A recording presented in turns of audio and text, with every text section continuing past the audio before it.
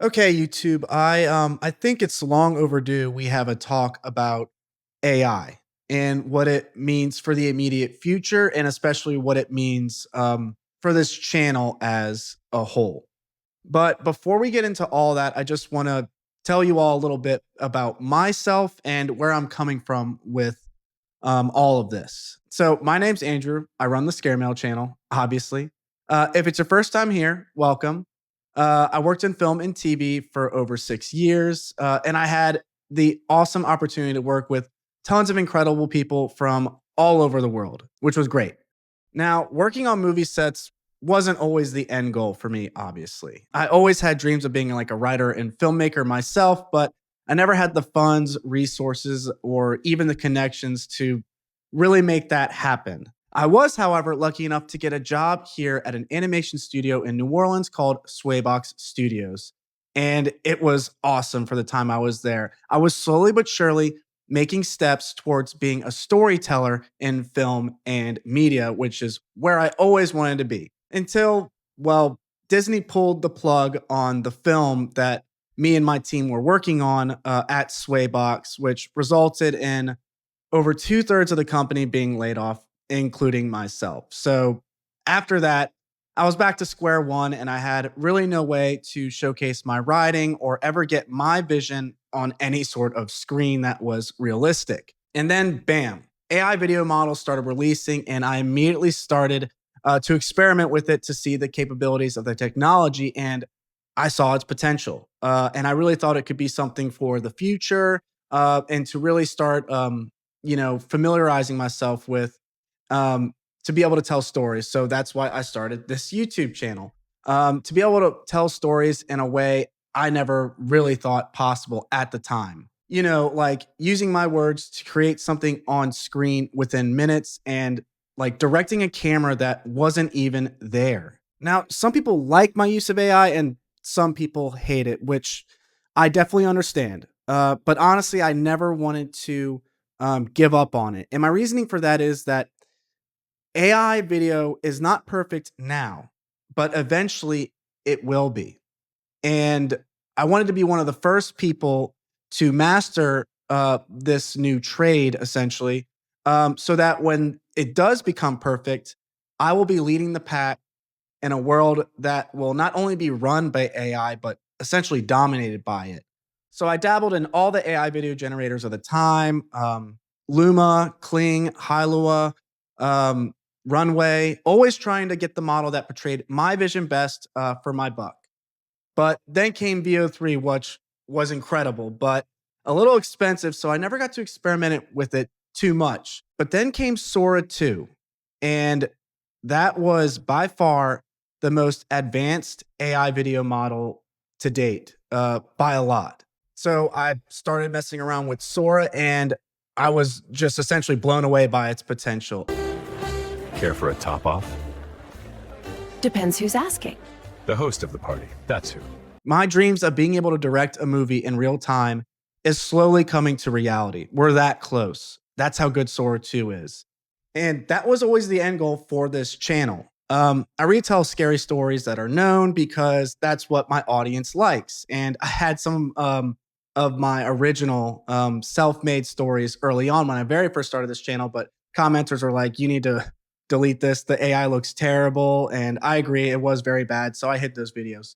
But that was always my vision for this channel. Do the stories that people know now, and then you can eventually start telling your own stories with the technology that will come in the future. And we're almost there, man. However, and this is really the meaning of this video. Some people have been using Sora for much different reasons. Some make cat videos, which can be genuinely funny. Don't get me wrong. Oh, the table's waiting for their shrimp fried rice. Ow. If you're this slow, I'll finish it myself. Move! Ow! All right. My fault. Take your time, chef. But when you look at some of the other content people are creating using Sora, it becomes a little concerning. And what are you supposed to be, Mr. Andrews? I'm a waste of time. Oh my gosh! Mr. Parker, what are you dressed as this year? Me in a few years. Oh my God. Yeah, that whole video is made with AI. Everyone in that video is AI. And it's very convincing, almost too convincing. But that's not the worst of it. Some funny videos of Macho Man Randy Savage came across my feed. And honestly, yeah, they're funny. Come on, read it. Read it. You see this can, brother? The code's right there. You got one job. It's okay. I can grab another. No! This can and I got unfinished business. Oh, yeah. Manual entry. Dig it. Boom. Who's the champ now? Bag tagged and slammed in. Ooh, you were the chosen one. It was said that you would destroy the Sith, not join them. Yeah. Bring balance to the Force, not leave it in darkness. Oh, yeah. I hate you! You were my brother, Anakin. I love. Oh, yeah! You shall not pass! But there was a huge red flag with all of this because Macho Man Randy Savage is dead, and he has been dead for years. And I'm starting to see videos of other celebrities saying and doing things that they'd otherwise wouldn't do. Caroline Levitt is 27 years old and married to Nicholas Riccio, who is 32 years older. In how many years will Caroline no longer be less than half her husband's age?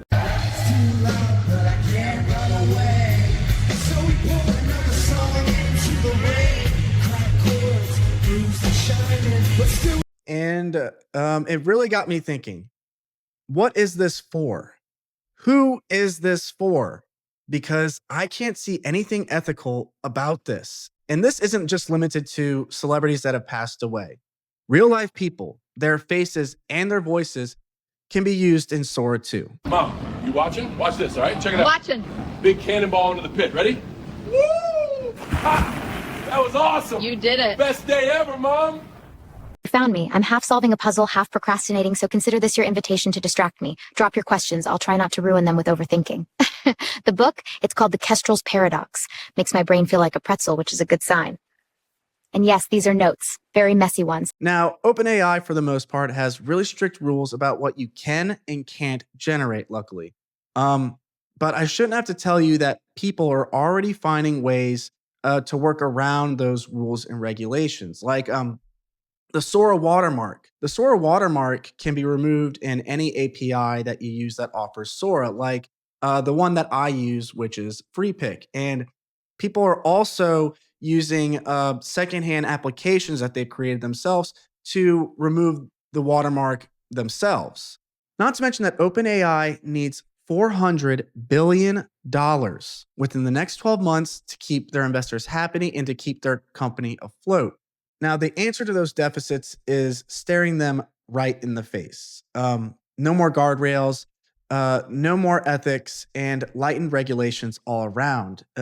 Hell, OpenAI was even a nonprofit not too long ago, and that went by the wayside pretty damn quick. I can only imagine that any sort of adversary, whether a foreign or domestic power, or even just a regular everyday person, is looking at this technology and planning on using it for nefarious reasons. Hell, it's already happening. This is AI. Here's how we know and why it matters. It's made by Impossible_ASMR1, who, after 8 failed slot posts and a 3-month break, decided that Sora could finally make their dream content. Videos of black women trying to use EBT in places it's not accepted. True creativity unleashed by AI. This is rage bait and will get angry commenters who, when they learn it's AI, will say, oh, but it's true anyway? Which of course it's not, and that's cope for being played. Oh, and not to mention that ordinary people aren't the only people falling for this, because literal news networks are also falling for it. Even now, people are using Sora to create fake AI videos to make you mad, to manipulate you, to misinform you, to pit you against one another. But that's not even the half of it. We're talking deepfake technology, blackmail, falsified evidence. We are quickly moving towards a dystopian future where even you could be caught on video committing a crime you never committed. Now, obviously, this muddies the water in terms of evidence in general. Anything negative or incriminating could just be labeled as AI for a free cop-out. Oh, don't listen to that. It's just fake AI. And vice versa. This makes it near impossible to know what's truly real or fake. And it's only going to get worse, which has me completely terrified of what's to come. Such an incredible technology is already being used for not just replicating cinema, but replicating real life, real people. It's brought me to a crisis of faith of where my channel is going. So I need help. I need your advice. I still want to use AI, but only ethically and cinematically. And yet I can't help but wonder if that's even a thing anymore. But of course, I want to know your thoughts on the future of AI video and where we go from here, especially on this channel. Because quite frankly, I just don't know anymore. I feel like the true scary story is staring us in the face, like an episode of Black Mirror. Our digital selves saying and doing things at the mercy of strangers behind computer screens, and their motives are unknown.